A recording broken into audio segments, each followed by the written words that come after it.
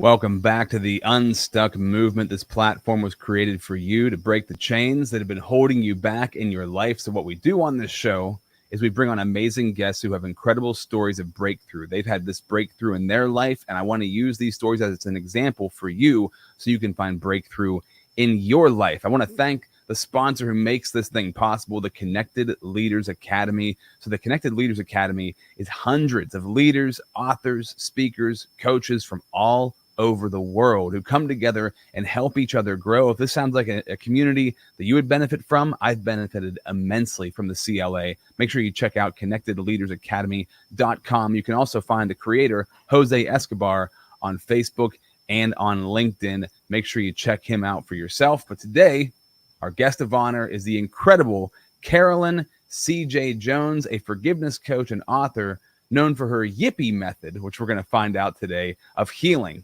helping people move from resentment to peace. Carolyn CJ, thank you so much for being a part of the Unstuck movement. Oh, well, thank you so much for having me on, Rob. I'm really excited. Absolutely. And today, as with every other day, every other episode we do, I love to kick things off with a question. I find if we ask better questions in life, we get better answers. Better answers lead to bigger breakthroughs. And the question I want to kick this episode off with, as we learn about your Unstuck story, is what's the smallest change that you made that had the largest impact on your life? That would have to be the way that I decided to do a self-appraisal one day. Just a little bit of background. I was in recovery, and one of the things that we're taught is to do a self-appraisal. So I had done several of them. Well, this day, I decided to do it about all my previous relationships with about 3 men I'd had in my life, and looking at the ways in which my behavior had led to the demise of those relationships. What I discovered right away was I used to get drunk and yell and scream at them that they were worthless and would never amount to anything. Oh, I felt horrible.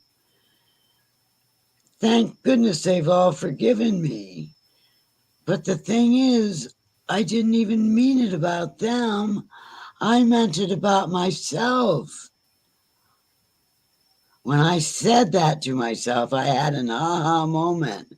And that moment was, it stood to reason and it was logical that all those years my father called me worthless and said I would never amount to anything.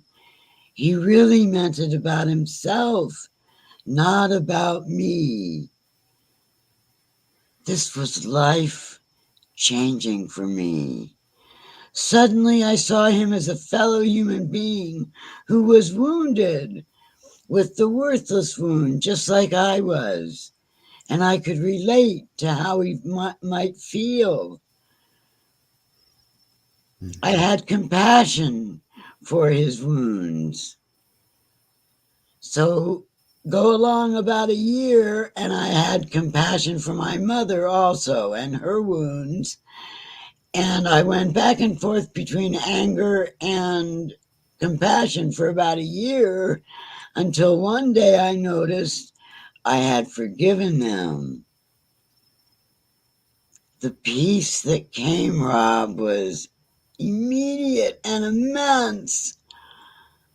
I can't describe it. It was just incredible. And the freedom I felt, it's like the rocks fell out of my backpack that I'd been carrying for years. Oh, I love that. Wow. Okay. Yeah. A self-appraisal. Yes. I could think of many different words for that, but what did that look like for you? I love that self-appraisal. When we're getting our house appraised, or maybe if I'm about to work with a business, I'll appraise the business and kind of look it over. What did it look like for you to do a self-appraisal of yourself? How long did that take for you? What kind of journey was that like for you?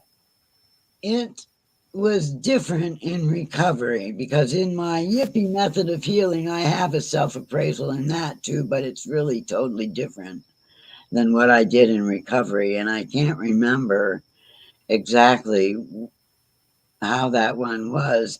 Just looking at oneself and taking responsibility and being accountable for one's bad or mean behavior is basically what it is. And so, we could all relate to this in some way, shape, or form in the past, and probably right now in the present, of ways that we've projected what we're going through with ourselves onto other people. And it's interesting, right? So you spent you were an alcoholic for many years, spent these years in these relationships, and you never had a moment of clarity of realizing. Did you not have a realization of what you were saying to the men in your life? That you didn't. I was too drunk. You were too drunk. And it was like water off a duck's back. I'd heard it so many times. I mean, I probably heard it 4 times a week when I was growing up. I heard it a lot. So it wasn't like it was anything foreign to me. It wasn't foreign at all. Mm-hmm. How did you have to start talking to yourself differently after that point in time? And as you were in recovery, were you still saying those worthless things to yourself? And how did you start that journey of stopping to say those things? Because this is really, really good, CJ, because, and I've caught myself in this so many times where I'm saying negative things to myself and I don't even realize I'm saying them. But the day that you realize you're saying them, a light bulb goes off of, holy cow, I've been calling myself worthless. I've been calling myself a piece of crap all these years. And I don't even realize that I'm saying it. It's said so often inside of your own head. So when that light bulb went off, how did you start to change that? Well, I started catching myself every time I said something worthless, about myself. And I would talk to myself and say, now, Carolyn, you're not worthless. Look what you just did. You did A, B, C. And this is how it turned out, X, Y, Z. That's not worthlessness.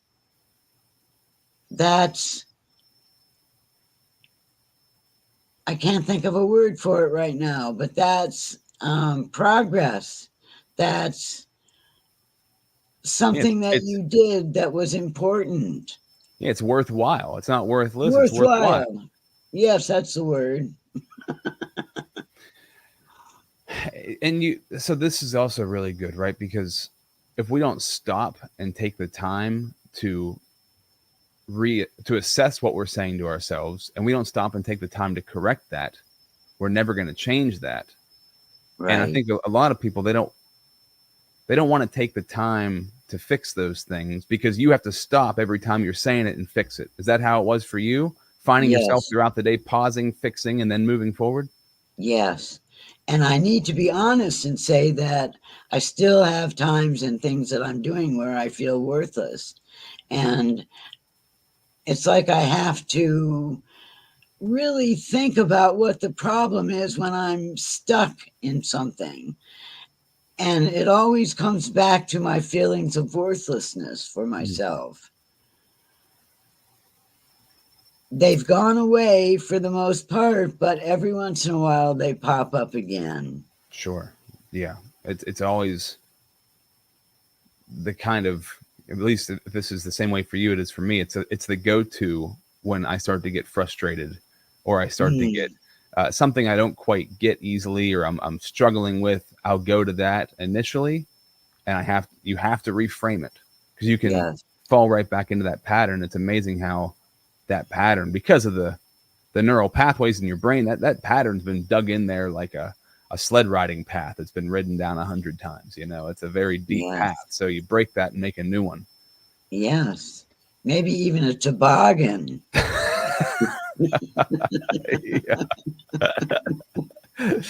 Very true. With like 8 people on it, right? That's exactly. A heavy toboggan.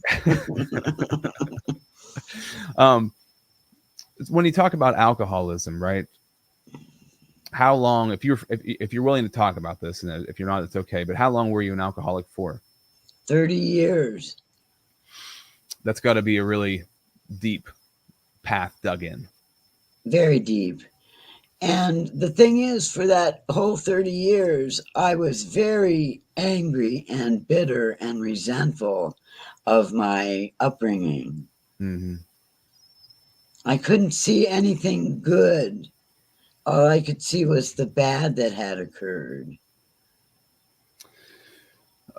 As you started to get a grip on your drinking and your alcoholism, which changed? Did you stop drinking less so you started thinking better, or did you start thinking better so you started drinking less? How do those work together? I stopped drinking first.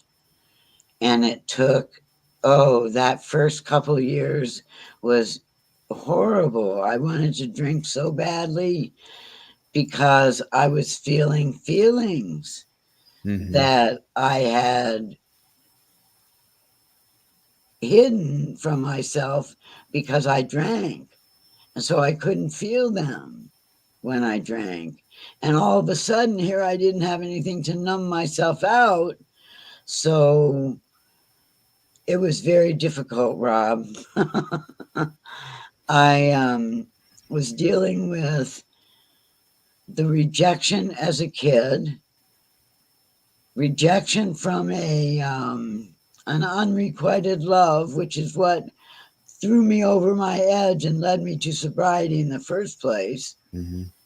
and the guilt over leaving my husband the way I did. I left very suddenly for this unrequited love that I was sure he loved me too, and he didn't. Can I ask a question about that? Sure. Because I've often wondered this with, my mind always goes to a dad who runs out on his kids and doesn't come back, right? And I haven't had that happen to me, and I would never do that to my kids, but I know that happens, and I can't imagine the guilt you feel from doing something like that. But some people never face that guilt, right? So when you ran out and you left without much notice, did you carry that guilt around with you day to day after that? Did you have to deny it every single day? It took a while for the guilt to be coming to it took a while for me to become aware of the guilt Because of the drinking? because of the grief from the unrequited love and the anger over my upbringing. Hmm. So you didn't even notice the guilt at first? No, I didn't even give a second thought to me leaving my marriage for a while. Interesting. Okay. And then when I did, and some of this just happened a year or two ago, some of these realizations, and I've been sober for 23 years. Wow. So some of it, yeah. Oh, there's Ruby. Go on, Ruby. Some of it, what was I saying? You said some of it you didn't even realize until 23 years later of being sober. Yeah, some of it has come upon me in later years, obviously. And it was like I wasn't ready to feel and understand what I had really done. Keep coming, Ruby. Keep coming. The blackout. Yeah. It's like the solar eclipse happened early. Yeah. So you said that you quit drinking, and and I've had my own addiction issues, right, that I've had to deal with. I didn't have an addiction to drinking, but definitely with marijuana and pills and things like that throughout my life. And so, when those emotions start coming up, and now you're like, oh no, I don't have anything to bury these things down with. What do you do? What does somebody do when they can't block them out anymore? Because I know with alcohol that can be a pretty harrowing experience. Yes, it is. Well, I journaled my little fingers off. I wrote probably 3 to 4 hours a day, and I wrote with my other hand, my non-dominant hand. And I'll tell you what, these thoughts that were really deep kept coming up. And I would stop and go, where in the world did that come from? That doesn't sound like me. But I had just written it, so obviously it was me. Years later, I found out that they've done research on using the non-dominant side of the brain. And what happens is when you use your dominant hand to write, it triggers the opposite side of the brain to go into motion and give you memories and things like that and information. When you write with your non-dominant hand, the whole brain lights up and becomes a resource to you. So I was accessing a depth that I had never felt before. And now I feel it without journaling. Wow. Okay. Very Non-dominant. powerful. That's really, really interesting. Journaling with the non-dominant hand unlocked a lot of these things for you. Yes. That's In really, fact, really interesting. I'm sorry, I didn't mean to interrupt. No, I just said how interesting that was. Go ahead. In fact, I wrote a book. Well, it kind of wrote itself. It has 43 photos in it of gates, iron gates, and verses that go with each gate, and they give voice to each of the pictures. 3/4 of the verses from the book were written in my journals verbatim. I used verbatim what was in the book, in the journal, and put it in the book. So I'm telling you, there was a divine source at work for me. That's certainly for sure. Wow. Yeah. Oh man, that's incredible. I love that. That's really, really powerful. So these gates came to you through this non-dominant hand journaling, and we have to stop right now for 60 seconds and talk to the shout out the sponsor of the show, the CLA. But when we come back, I want to talk more about this because I want to uncover when you're talking about these gates that were unlocked through this journaling. How do you find the space and the time in your day to do something like this, and how can other people find that? We'll talk about that in 60 seconds. Okay. Hi, my name is Jose Escobar, and I'm the founder and CEO of the Connected Leaders Academy. We're a growing tribe, a community of entrepreneurs all over the world, globally, all across the country, high performers, titans of industry. If you're an entrepreneur and you're looking to grow personally and professionally, scale your influence, develop your skill sets, move the needle in your business, more clients, more money, more profit, the bottom line, and of course, grow your circle and your network like never before, this is where you want to be. Join the Connected Leaders Academy today. We are scaling massively. We want to welcome you in. Check me out on Instagram and on Facebook, the @ JAESCO25. We look forward to having you join us. Take care. Okay, so CJ, this is really, really interesting. Journaling with your non-dominant hand. This unlocked these gates for you. I think when I've spent a lot of time with myself, a lot of time in prayer, a lot of time in meditation, a lot of time with the Lord, figuring out, a lot of the things that you're talking about, uncovering these things that really need to be uncovered and healed. And I think a lot of people have trouble spending the time doing it. Number one, just finding the time in a busy day and a busy life to be able to sit down and do these things. And then even when you sit down to do them, to go deep on yourself and go deep on the work you need to do. What did that look like for you? In a practical sense, what did this journaling look like for you? I was incredibly fortunate because by this time I had received money from my divorce. And so I didn't have to work. So my day was spent on recovery. I did like 4 and 5 meetings a day. I did that for 1.5 years. I journaled for 3 to 4 hours a day, and I walked very briskly to get rid of some of that energy. Yeah. And it worked. So what do you say to somebody who is busy? They have kids, they've got a job, life comes at you fast, and life can be complicated, and it can suck up a lot of your life can suck up a lot of your time. Yes, it can. It Where does. do you find the time if you're somebody who's busy? What do you tell people to do? You might need to make it. And one way to make it is to get up earlier, or I would say go to bed later, but that frankly doesn't work well for me personally because I'm not as good in the evening as I am in the morning. Yeah. I'm But the opposite. I'm the reverse. I get energy in the evening. oh really? Yeah. Oh, It that's works different cool. for different people, but I know what you're saying. Yes, yes. But so take that time. And the other thing is perhaps arrange time with a spouse or a friend or a parent when the kids could be watched Hmm. so that you take like 2 hours of time to work on some of this stuff, to do your journaling. So we've talked about journaling on this platform many times, and there's many different ways that people do it, and there's many different Mhm. ways to do it. How do you do it, or how did you do it? What do you mean, how did I do it? I mean, how what did you do? I wrote what was in my heart at the time. How long would you write for 3 to 4 hours. at a time? No, probably 2 hours twice a day. Wow. Yeah.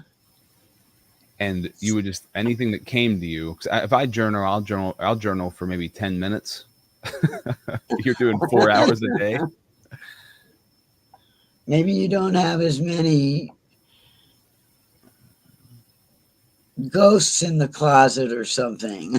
No, I think if I sat there long enough, stuff would definitely come out. That's why I'm listening to you say this. I'm thinking like, this, going deep on this work is very important because the longer you spend, usually in anything like this, 20 minutes is just the warm up time. And past those 20 minutes, the real work starts to begin. At least that's how I feel in prayer and meditation for sure. Mm, Even in exercising, 20 minutes is kind of a warm up to get yourself ready to really do deeper work. true. When you were doing this journaling and writing with your non-dominant hand and these gates came, I'm really curious about these gates you're talking about. Can you give me some examples of these gates that opened up that led to these breakthroughs? Yes, first of all, here is the book, and this is the second edition. It's Opening the Gates of the Heart, images that, oh my gosh, images that heal and the stories behind them. I couldn't remember my own title. Okay, it's a lot of words. It's all right. That's embarrassing. So, this is what happened. I left the area, the Bay Area where I was living with my husband on a 45-foot sailboat. And I went to San Diego to get sober with my friend who happened to be my former bartender. It was good to be with her during that recovery period because I had someone to talk with and shoot things back and forth with. At any rate, I came back to the Bay Area in January of 2004, and I had discovered these gates right before I left town and swore I would come back to photograph them if I was ever back in the Bay Area. Well, here I was, so I went to photograph them. I fell in love with them. I hiked for days and days and weeks, just shooting these gates and pieces of the gates. I have 900 slide images of gates. Hmm. I got a little carried away.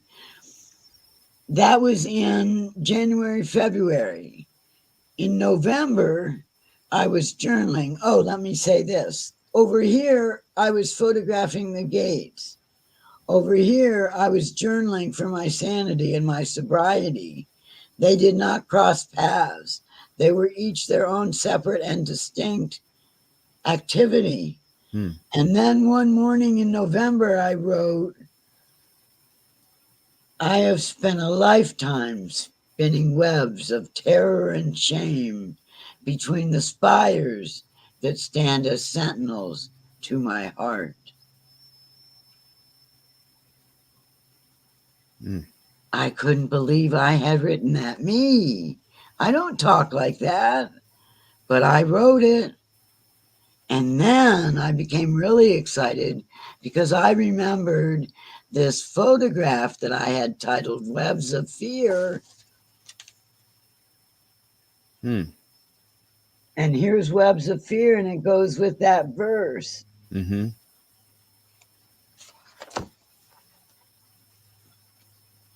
So when I realized that I had this image that the verse gave voice to it, I started looking through all of my journals for anything I could use as ways that we feel when we're down, ways that we feel when we're feeling good about ourselves, ways that we can treat ourselves better, ways that we can treat others better, ways that we can be kinder and more loving. And I pulled out any verse-sized writing from my journal that I could find. And then I went through, I lined all the gates up along the living room floor, leaning against the wall. And I started matching up titles and verses. If something spoke to me, I matched it up. So, like this Webs of Fear is perfect. Here's another one. This is the last in the book, and this is Promise of Peace. Hmm. And the verse is, when I practice the principles of love for myself and others, the gates of my heart melt into the glow of dusk, and peace rises to greet me. Oh, that's beautiful. Thank you. I love that. So this is really interesting. These, when you were like fascinated by these gates, right? And it was disconnected from the journaling that you were doing. What did the gates mean to you at that time? It took a long time for me to realize that they were my heart, Yeah. which was closed. What And initially led you to them? right before I went to San Diego, I was sitting in the cockpit to say goodbye to my husband. He was still my husband then. And I was sitting in the cockpit facing the water. And I looked across the other side of the water where this land was. And I said, wow, that's supposed to be a neat place I've never visited. I'm going to go visit it. Well, I did. And what I found were these lovely gates sitting at the base of properties, hills, and they were unused. So they were the old gates to the properties.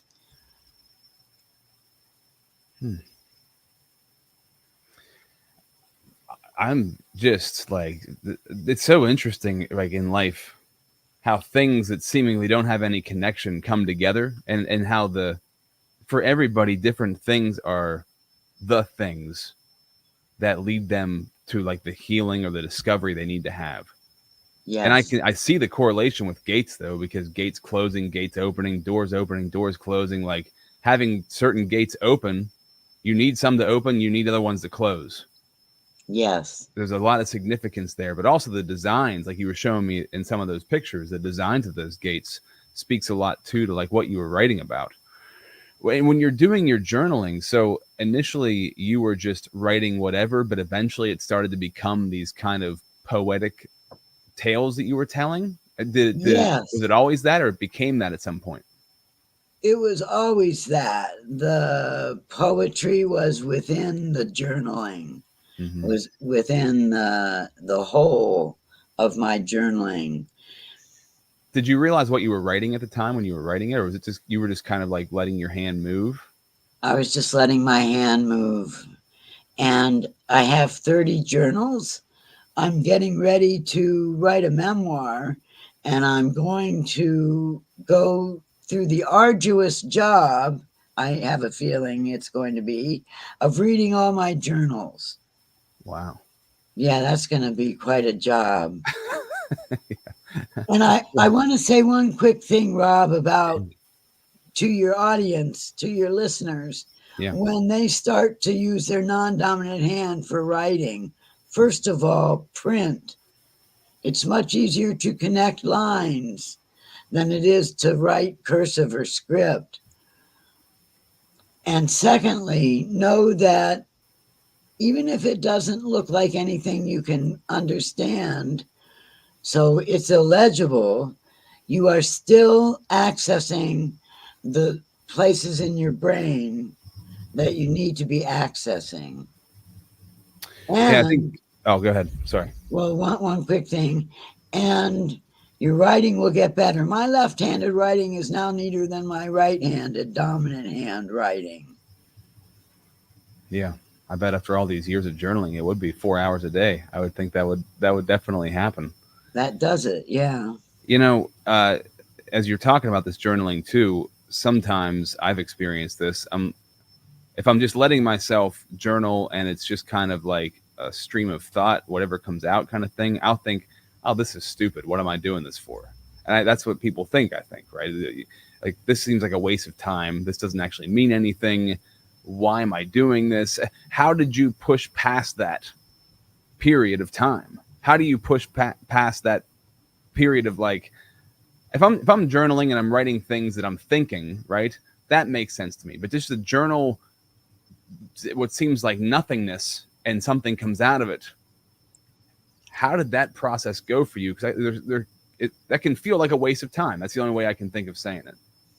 Well, I journaled about those feelings when I had them. This is such a waste of time. I'm writing gibberish.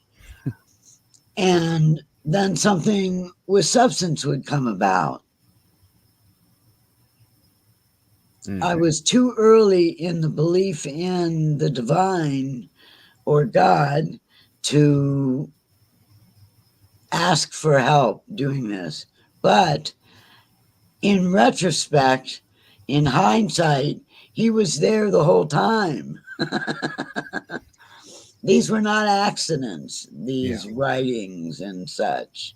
Clearly not accidents. Yeah. As we're coming towards the end of this episode, talk about the forgiveness that you found for your parents. How did you said that came about one day and was an astonishing moment for you? Yes. Talk about forgiveness a little bit. And I've talked about forgiveness a lot on this show, but I'm curious, just for you, what does that mean for you, and what did that look like for you? What it means is I let go of the anger and the ill feelings I have for someone. In this case, I felt compassion. In fact, to get to forgiveness, there are two portals. One is compassion, and the other is gratitude. It's awfully hard to be grateful for someone, to someone, and not be able to forgive them. Yeah. You can't do both of those at the same. You can't be angry and grateful for somebody at the same time. Right. I got over my grief over the unrequited love when I became grateful for what that experience brought me. It brought me 5 things. It pried me out of a dysfunctional alcoholic marriage. It got me sober. It led me to forgive my parents. It led me to write my forgiveness book. And it led me to teach my class in forgiveness. There's a blessing in everything if we look for it, right? And you had many blessings out of that one thing. Yes. Yeah. Yeah, it can be difficult to look at life that way, to look for the blessing, especially in some things. It can take a while to find those blessings, but they are there for sure. That's right. And in doing that, one must not negate the difficult feeling. In other words, that difficult feeling, the anger or the angst or the hurt, the pain, needs to be felt and expressed. That's where journaling comes in very handy. Yeah. Yeah. You got to be, you have to let yourself feel those things and go through those things. Something that I found really works for me. It's not, I do journal, But something that really works for me is letting myself throw a fit if I need to throw a fit.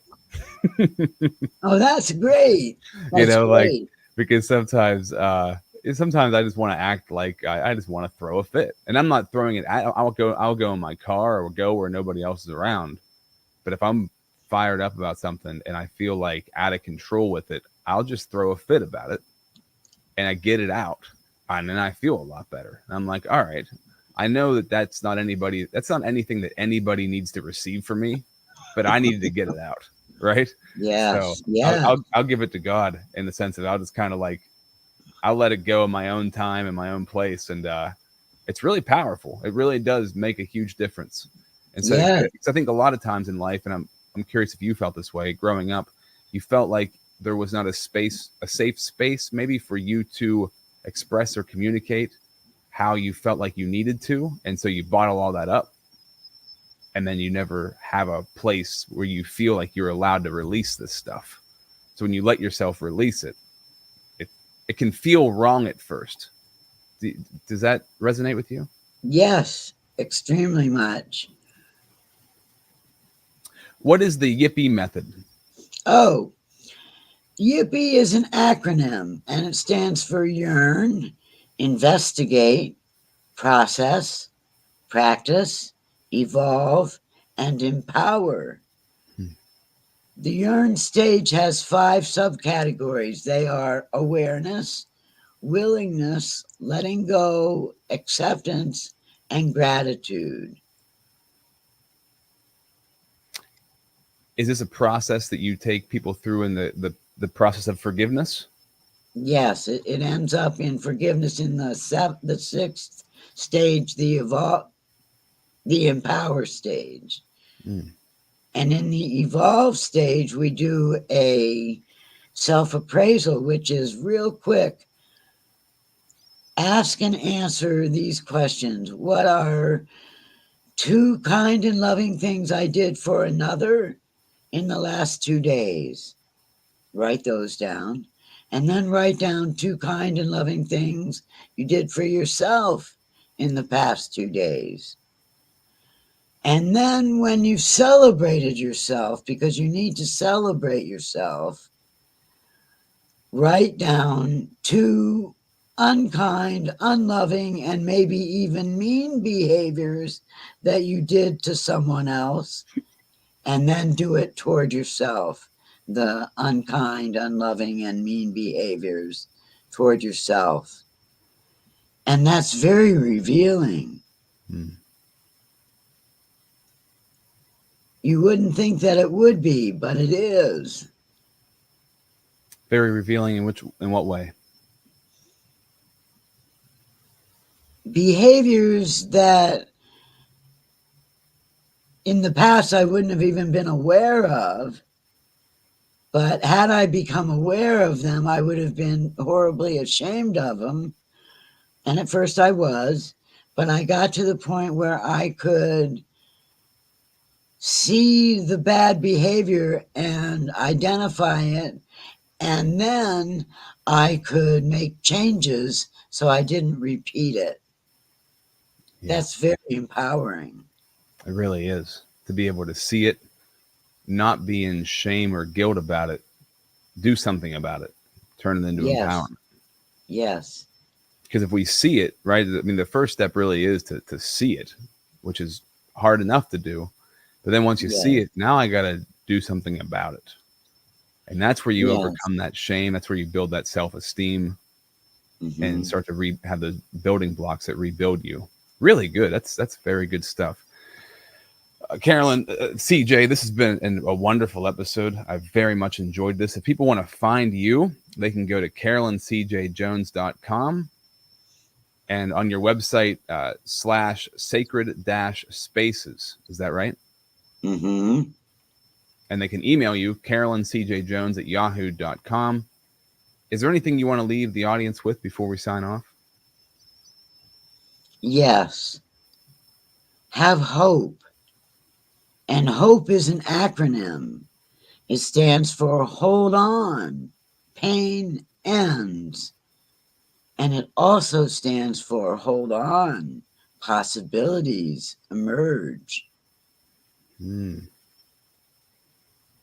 I've never heard of a double acronym. That's cool. Hold on, pain ends, and hold on. What's up? Possibilities emerge. Emerge. That's really good. Good stuff. Yeah. Well, CJ, this has been amazing. Thank you for telling the story of your journey. Congratulations on this journey. This is a beautiful story that you've laid out, and I know you're helping so many people with this, helping them through unforgiveness and things like that in their lives. So thank you so much for sharing your story on the Unstuck movement. You're very welcome, and thank you for having me.